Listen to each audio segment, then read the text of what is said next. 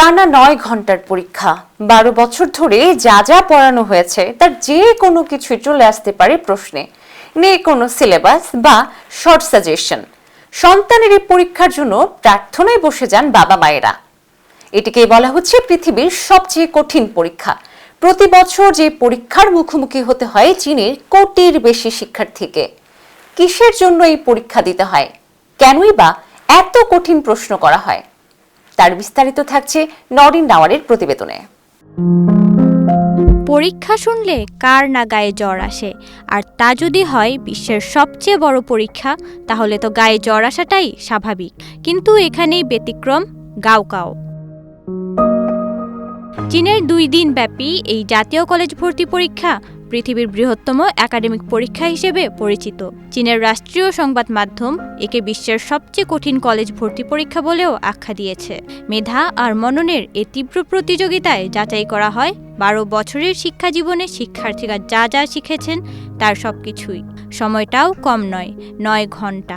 এই পরীক্ষায় নির্ধারিত হয় শিক্ষার্থীর ভবিষ্যৎ।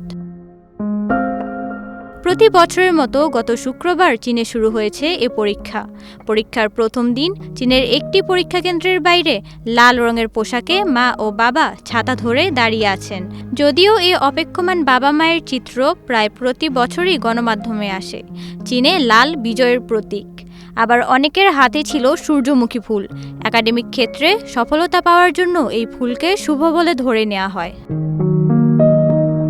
তবে অন্য সব বছরের রেকর্ড ভেঙে এবছর পরীক্ষার জন্য 13.42 মিলিয়নের বেশি শিক্ষার্থী নিবন্ধন করেছেন। চীনে এর আগে এত শিক্ষার্থী গাওকাও পরীক্ষায় অংশ নেননি। চীনের অর্থনৈতিক প্রবৃদ্ধির গতি ধীরে হয়ে যাওয়া এবং তরুণদের মধ্যে বেকারত্ব বেড়ে যাওয়ায় শিক্ষার্থীদের ওপর এ পরীক্ষায় ভালো করার চাপ বেড়ে গেছে বহুগুণ। চীনে উচ্চ বিদ্যালয়ের পড়াশোনা শেষে শিক্ষার্থীরা জীবনের সবচেয়ে গুরুত্বপূর্ণ এই পরীক্ষায় অংশগ্রহণ করেন। এ পরীক্ষা চীনা শিক্ষার্থীদের জন্য গুরুত্বপূর্ণ চ্যালেঞ্জ, কারণ 6 থেকে 18 বছর বয়স পর্যন্ত এক টানা 12 বছর পড়াশোনা শেষে একটি পরীক্ষায় অংশগ্রহণ করেন শিক্ষার্থীরা। পরীক্ষায় অংশ নেওয়ার আগে প্রস্তুতিমূলক নানা পরীক্ষায়ও অংশ নেন শিক্ষার্থীরা। এ পরীক্ষার ফলাফলের স্কোরের উপরই বিশ্ববিদ্যালয়ে পড়ার সুযোগ মেলে। গাওকাও পরীক্ষার মাধ্যমে কোনো শিক্ষার্থী কোন বিশ্ববিদ্যালয়ে ভর্তির সুযোগ পাবেন তা নির্ধারণ হয়। শিক্ষার্থীদের ভবিষ্যতের জীবন ও কর্মসংস্থানের অনেকাংশই নির্ভর করে এ পরীক্ষার ফলের ওপর। শিক্ষার্থীদের চীনা ভাষা, ইংরেজি, গণিত ও তাদের পছন্দের বিজ্ঞান এবং মানবিক বিষয়ের ওপর পরীক্ষা নেওয়া হয় চীনের বিশ্ববিদ্যালয়গুলোয় ভর্তি হওয়ার জন্য। এ পরীক্ষা 750 স্কোরের। চীনের শীর্ষ বিশ্ববিদ্যালয়গুলোয় ভর্তিতে 600 এর বেশি নম্বর দরকার হয়। কাঙ্ক্ষিত ফলাফল না হলে এ পরীক্ষা আবার পরের বছর দেয়া যায়। বলা যায় এ পরীক্ষা নিয়ে শিক্ষার্থীরা বেশ চাপেই থাকেন।